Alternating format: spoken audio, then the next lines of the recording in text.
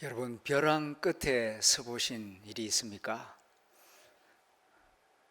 생각만 해도 두렵습니다. 벼랑 끝에 서 있는 내 모습 상상해 보면은 아찔합니다. 그리고 얼마나 힘든 일인지 모릅니다. 지금도 이 세상에는 많은 사람들이 벼랑 끝에 서 있습니다. 경제적으로, 육신적으로, 또 관계적으로 벼랑 끝에 서서 두려움을 느끼고 큰 고통 가운데 있는 분들이 있습니다. 그런가 하면은 사회적으로 또 사업적으로 벼랑 끝에 서 있는 분들이 있습니다. 교회 안에도 있습니다. 신앙적으로 벼랑 끝에 서 있는 교우들도 있을 것입니다. 성경 안에 보면은 벼랑 끝에 선 사람들의 이야기가 가득합니다. 요셉이 형들의 미움을 받아서 팔려갈 때, 외국으로 팔려갈 때 그는 벼랑 끝에 선 느낌이었을 것입니다.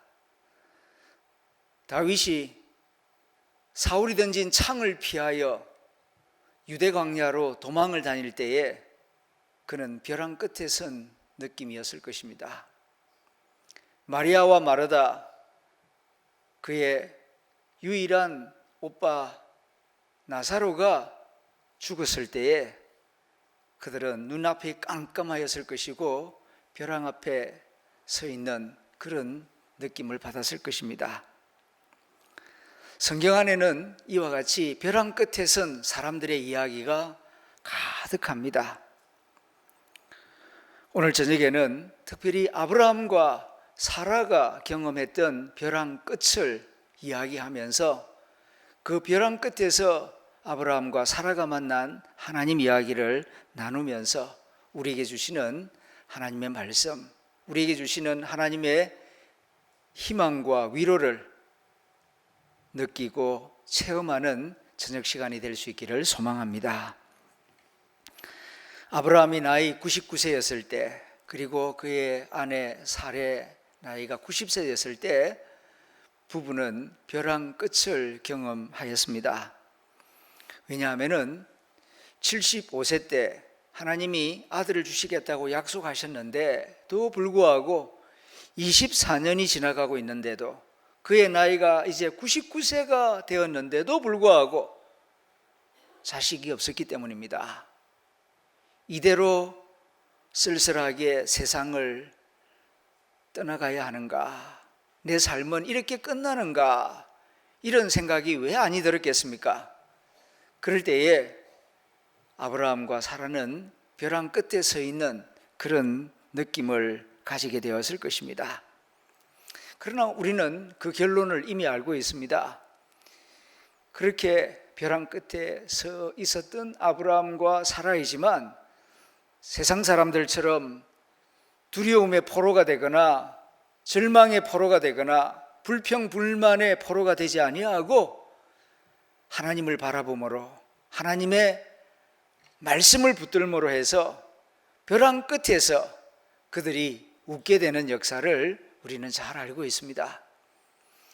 아브라함의 일생을 요약해서 히브리서 기자는 히브리서 11장 11절 12절에서 이렇게 우리에게 증거하고 있습니다. 믿음으로 사라 자신도 나이 많아 단산하였으나, 여인이 벼랑 끝에 서는 중요한 경험은 나이가 많아서도 자식 하나 생산하지 못하고 생을 마감하는 것, 여인에게는 벼랑 끝입니다.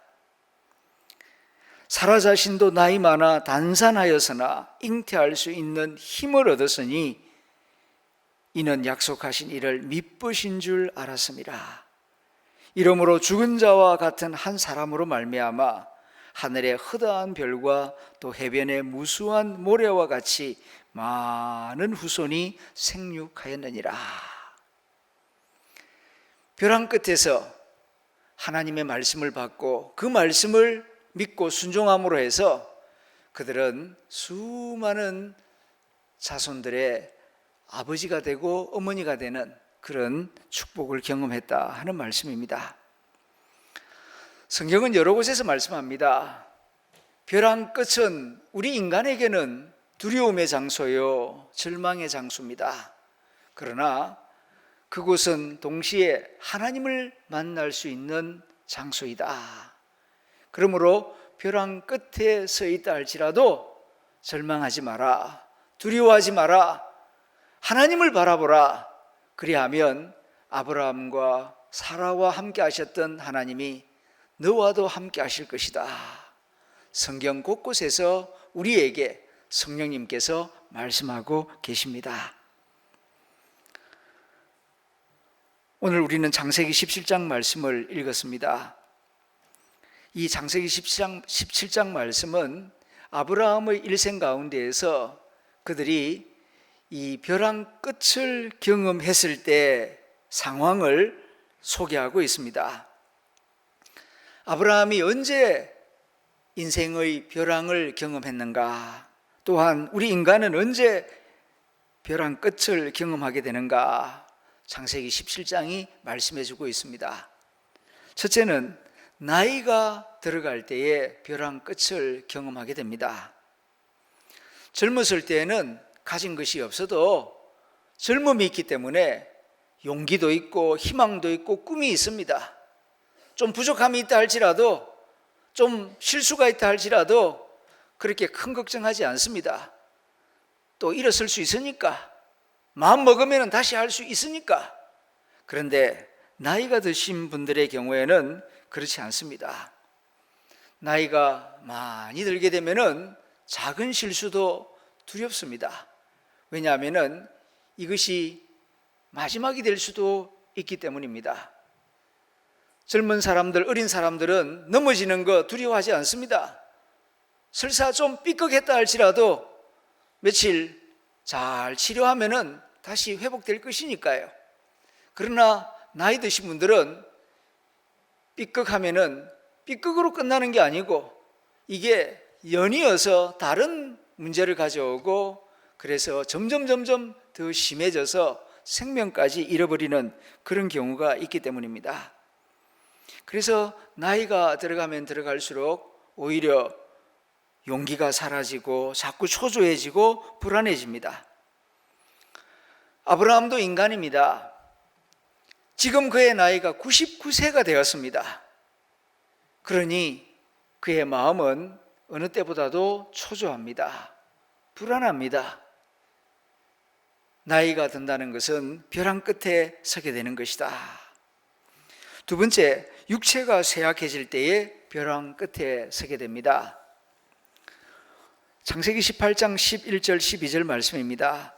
아브라함과 사라는 나이가 많아 늙었고 사라에게는 여성의 생리가 끊어졌는지라. 사라가 속으로 웃고 이르되 내가 노쇠하였고 내 주인도 늙었으니 내게 무슨 즐거움이 있으리요. 나이가 많다는 것은 단순히 숫자만 많아지는 것이 아니라 이 육신의 기능이 점점 이렇게 경직된다는 뜻입니다. 이로 인하여서 마음의 즐거움도 사라지게 되고, 그래서 나이 드신 분들이 잠을 깊이 자지 못하고, 그리고 또 우울증을 겪는 경우가 참 많습니다. 벼랑 끝에 서게 되는 그런 느낌을 받게 되는 것이죠. 세 번째는 꿈이 성취될 가능성이 희박해질 때에 벼랑 끝에 서게 됩니다. 창세기 17장 17절 18절 말씀입니다. 아브라함이 엎드려 웃으며 마음속으로 이르되 100세 된 사람이 어찌 자식을 낳을까? 사라는 90세니 어찌 출산하리요? 하고 아브라함이 이에 하나님께 아뢰되 이스마엘이나 하나님 앞에 살기를 원하나이다. 이제 더 이상 가능성이 없습니다. 더 이상 희망이 없습니다. 희망이 사라질 때에 사람은 벼랑 끝을 경험하게 됩니다. 인간은 밥을 먹고 사는 동시에 희망을 먹고 사는 존재입니다. 연세가 높아도 꿈이 있고 희망이 있는 사람은 얼굴에 웃음이 있고 아침에 일어나야 할 이유가 있습니다. 그러나 아무런 꿈도 희망도 없으면은 노화 속도가 훨씬 더 빨라진다고 하지 않습니까? 벼랑 끝으로 다가가는 속도가 더 빨라지는 것입니다. 지금 아브라함이 그렇습니다. 나이가 99세라고요. 그 나이를 경험해 분들은 지금 여기에 아마 없는 것 같습니다. 며칠 전에 중앙일보에 난 김형석 교수님 기고문을 읽었습니다. 금년에 그 어른의 나이가 104세 아닙니까?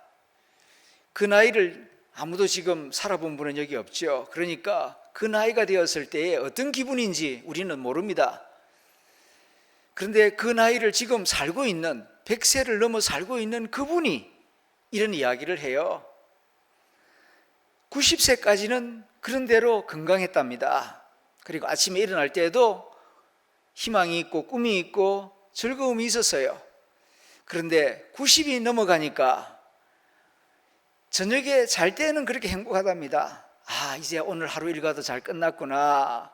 그래서 침대에 몸을 누이면은 그렇게 편안하고 안심이 되고 행복하답니다. 그런데 문제는 아침입니다. 아침에 눈을 뜨긴 떴는데 일어나야 되나 말아야 되나, 이 몸이 침대에 그냥 밀가루 반죽 붙어 있는 것처럼 찰싹 붙어가지고 일어날 기운이 안 생긴다는 겁니다. 그리고 또 일어나면 뭐하나 이런 생각이 든답니다. 그래서 아침에 어린애도 아닌데 나이 90 넘은 어른이 일어날까 말까 한 30분을 그렇게 꼼지락거린답니다. 그래도 기운을 차려서 일어나서 이제 움직이기 시작하시는데 90세부터 그런 것을 경험하기 시작해서 지금 104세 14년 동안 매일 아침마다 그런 갈등을 경험을 하고 있다.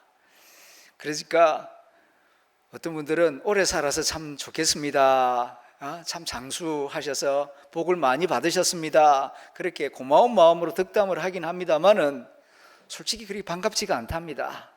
내가 이렇게 사는 게 뭔 의미가 있나 그런 생각이 들기 때문에 그렇게 이렇게 연세가 높아진다는 것이 생각보다 많은 그 마음의 부담감을 가져다 준다는 사실입니다.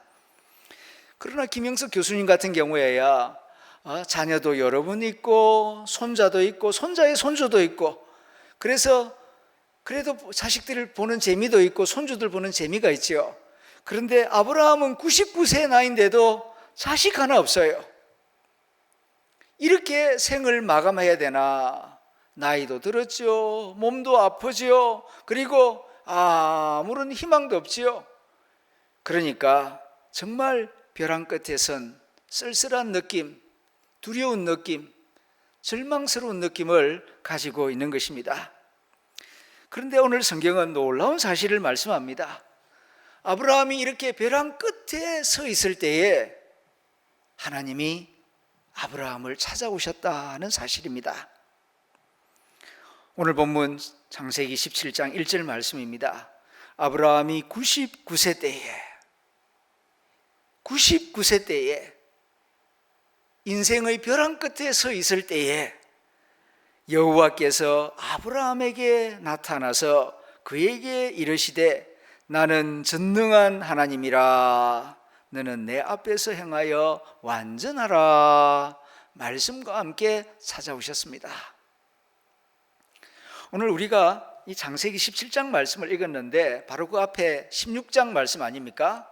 그런데 창세기 16장하고 17장 그 사이에 실제적으로 시간적 간격이 있습니다. 13년이 지나서 17장 1절 하나님이 아브라함을 찾아오신 것입니다. 그러니까 13년 동안 하나님이 침묵하셨어요. 아브라함에게 아무 말씀을 아니하셨다고요. 하나님 말씀을 13년 동안 듣지 못하고 나이가 들어간 것입니다. 그러니까 86세 때에 마지막 말씀을 듣고 그리고 한 번도 말씀을 듣지 못하고 지금 나이 99세가 된 거예요. 그러니까 더 쓸쓸하고 더 외롭죠. 아무리 외롭고 또 몸이 아프고 고난이 있다 할지라도 말씀이 꾸준히 들려오면은 외롭지 않습니다. 그런데 말씀 없이 나이 들어가고 말씀 없이 벼랑 끝에 서게 되면은 더 무섭고 더 쓸쓸하고 더 허무한 것입니다. 왜 13년 동안 말씀이 없었는가? 왜 13년 동안 하나님이 침묵하셨는가? 창세기 16장을 보게 되면은 아브라함이 조급했습니다. 그래서 하갈을 통하여서 이스마엘을 낳았거든요. 본부인을 통해서 아들을 낳든 아니면 여종을 통해서 아들을 낳든 다 내시니까 내 나이 86세가 됐는데도 아직 자식이 없는데 내 방법으로 좀 해보자. 그렇게 해가지고 이 하나님이 기뻐하지 않는 인간의 방식으로 육신적인 생각으로 이 여종 하갈을 취하여서 이스마엘을 낳지 않았습니까? 그 이후에 하나님께서 침묵하셨습니다. 하나님이 침묵하셨다는 것은 그만큼 마음 아파하셨다는 것입니다. 다 큰 자식한테 무엇도 잔소리를 하고 또 회초리를 들겠습니까? 아무것도 모르는 어릴 때야 그럴 수도 있겠지만은 하나님께서 너무 마음이 상하셨어요. 그래서 13년 동안 침묵하고 계셨던 것입니다.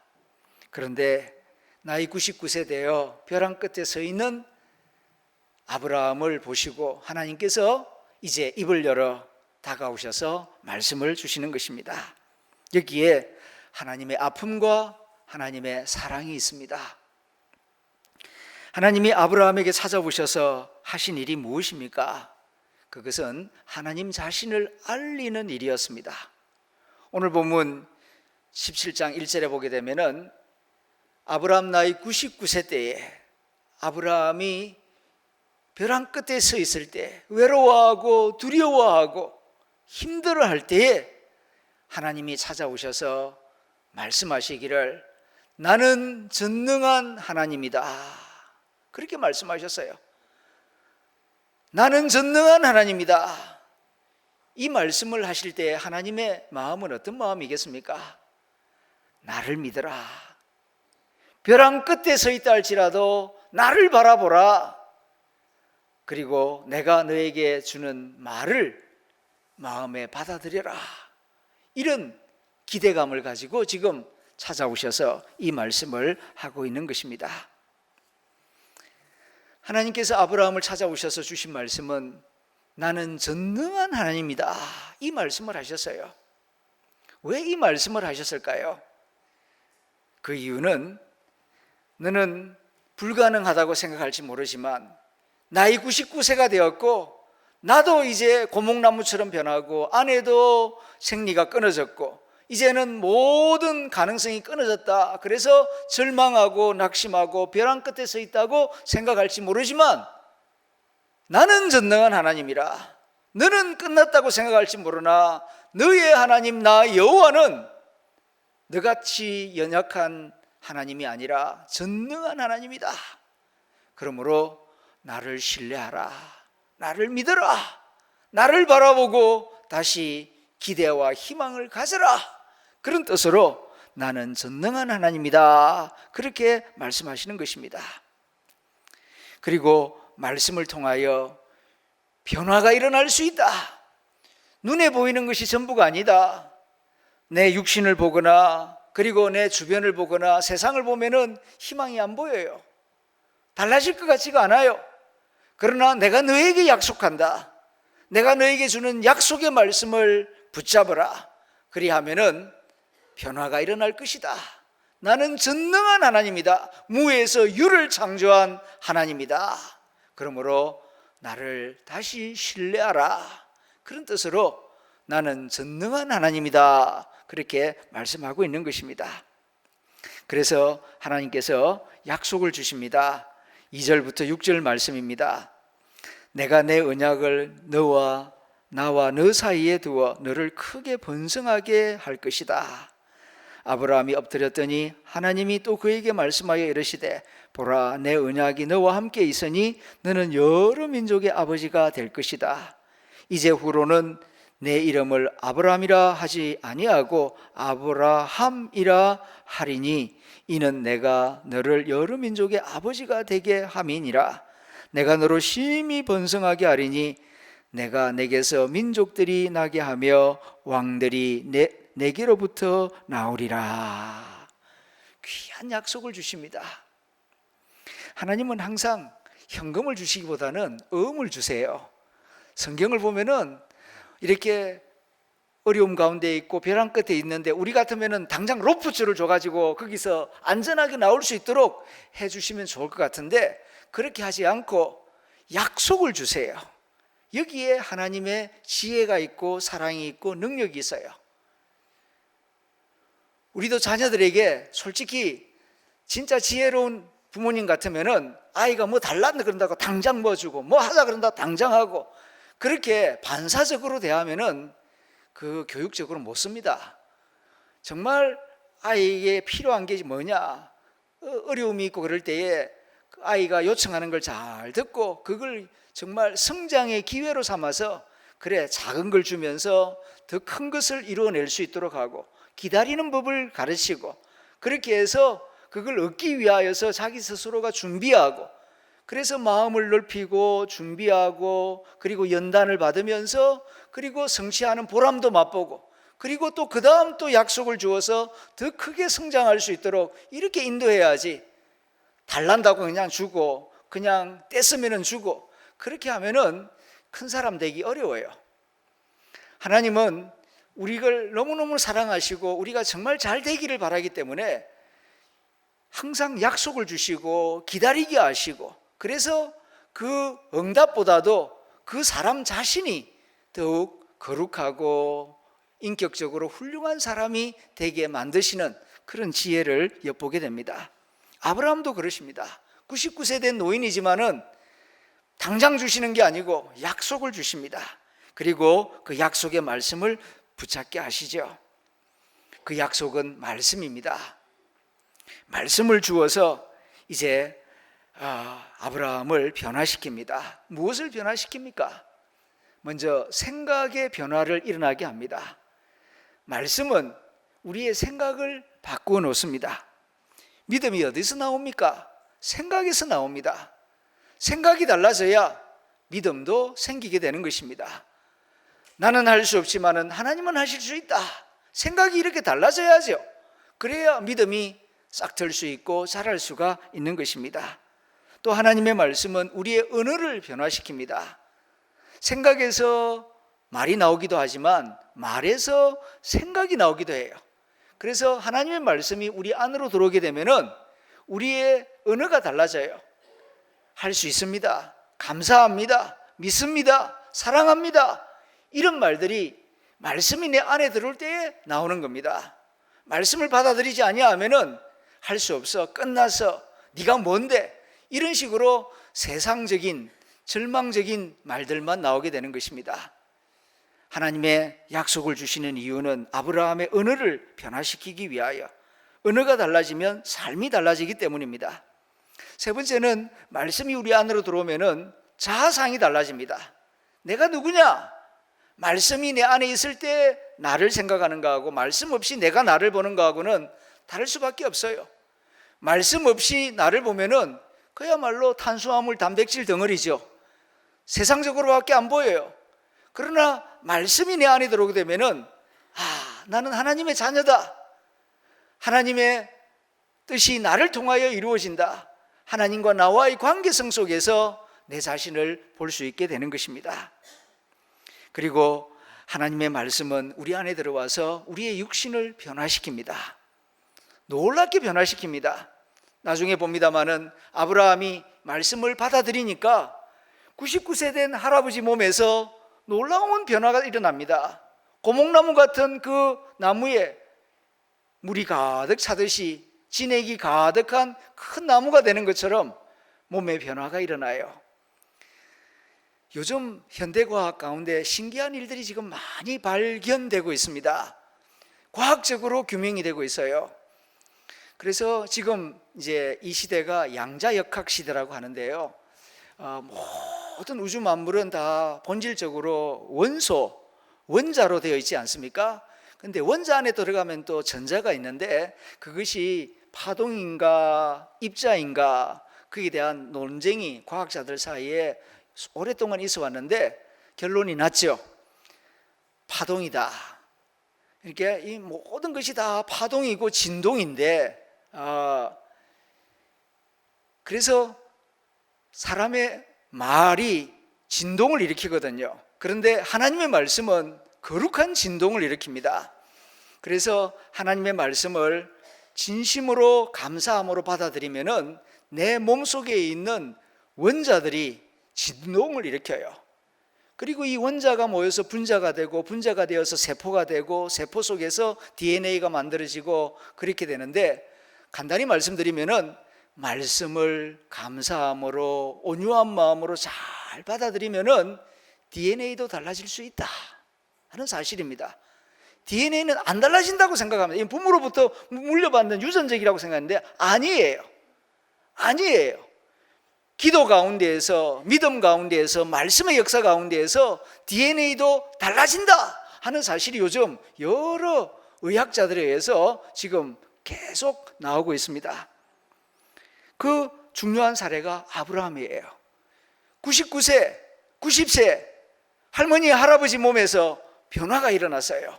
그래서 아기를 생산할 수 있는 그런 놀라운 변화가 말씀을 받아들일 때 일어났다 하는 사실입니다. 하나님께서 아브라함과 사라의 이야기를 창세기에 기록하여 오늘 저녁 우리에게 들려주시는 이유가 어디에 있겠습니까? 살아계신 하나님, 나의 선한 목자이신 하나님께서 오늘 저녁 이 예배 자리로 부르셔서 이 말씀을 듣게 하시는 이유가 무엇이겠습니까? 혹시 벼랑 끝에 서 있다 할지라도 아브라함과 같이, 사라와 같이 하나님 말씀 주실 때에 아멘으로 받으시길 바랍니다. 믿음으로, 순종함으로 받으면은 하나님께서 내 몸속에서도 놀라운 변화를 일으키시고, 내 환경 가운데에서도 변화를 일으키시고, 하나님의 아름다운 뜻을 나타내 보이실 줄로 믿습니다. 아브라함과 사라는 하나님의 말씀을 들을 때에 한 귀로 듣고 한 귀로 흘려버리지 않았습니다. 99세 그 많은 나이 벼랑 끝에 서 있었지만은 하나님이 찾아오셔서 말씀 주실 때에는 아브라함이 그 말씀을 듣고 그대로 믿음으로 순종하였습니다. 마음으로만 순종한 게 아니라 실제로 몸으로 순종합니다. 하나님은 그의 믿음을 그렇게 기뻐하시고 좋아하셨습니다. 첫째는 이름을 바꾸라 그러죠. 99년 동안 써오던 이름입니다. 아브라함.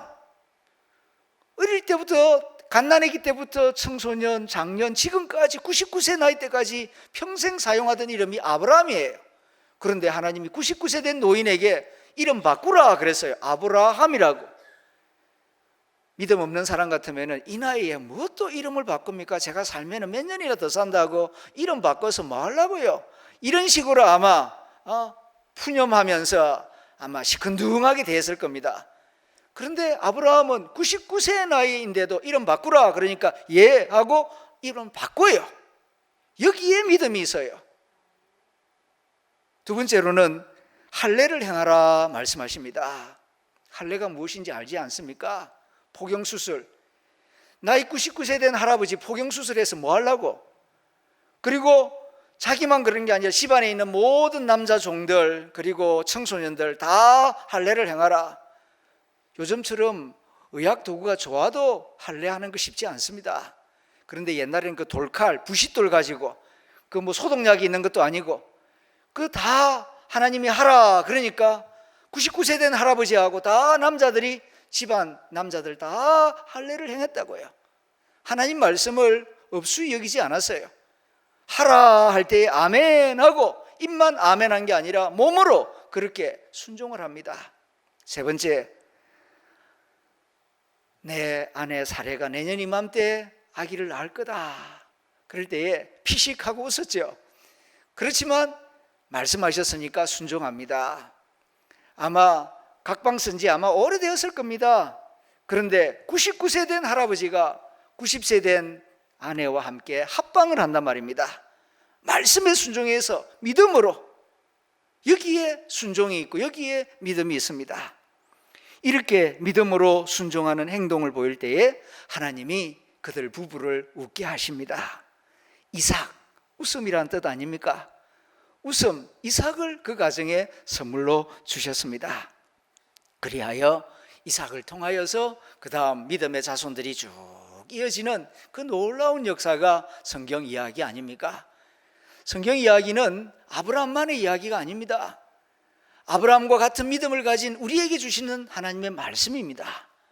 그러므로 설사 벼랑 끝에 서 있다 할지라도 세상 기준으로 판단하지 마시고 하나님 말씀을 믿으시기를 바랍니다. 그리고 그 말씀에 한 걸음 한 걸음 순종하면은 아브라함과 사라를 웃게 하신 하나님께서 여러분들도 웃게 해주실 줄로 믿습니다. 기도하겠습니다.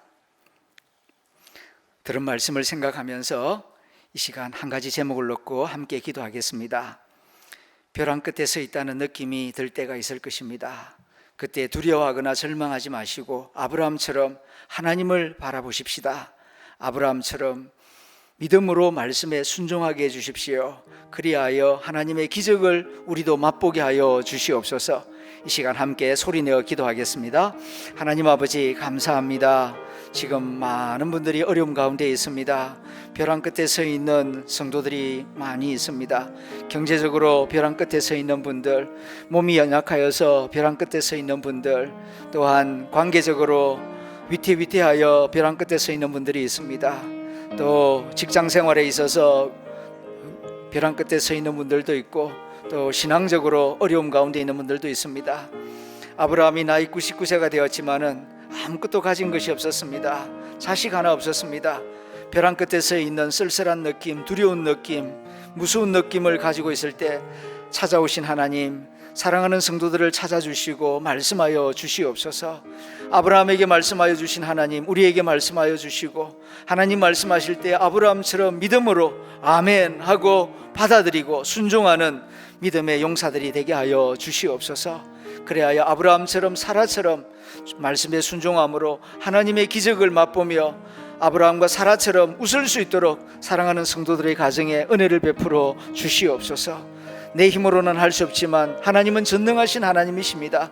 무에서 유를 창조하신 하나님이십니다. 바다 한가운데 길을 내신 하나님이시고 바위에서 생수를 내신 하나님이십니다. 죽은 자를 살리시는 주님이십니다. 전능하신 하나님을 믿습니다. 하나님 아버지, 이 믿음으로 다시 일어날 수 있도록 사랑하는 성도들의 손을 붙잡아 주시고 말씀으로 함께하여 주시옵소서. 우리 구주 예수님의 이름으로 기도드립니다. 아멘.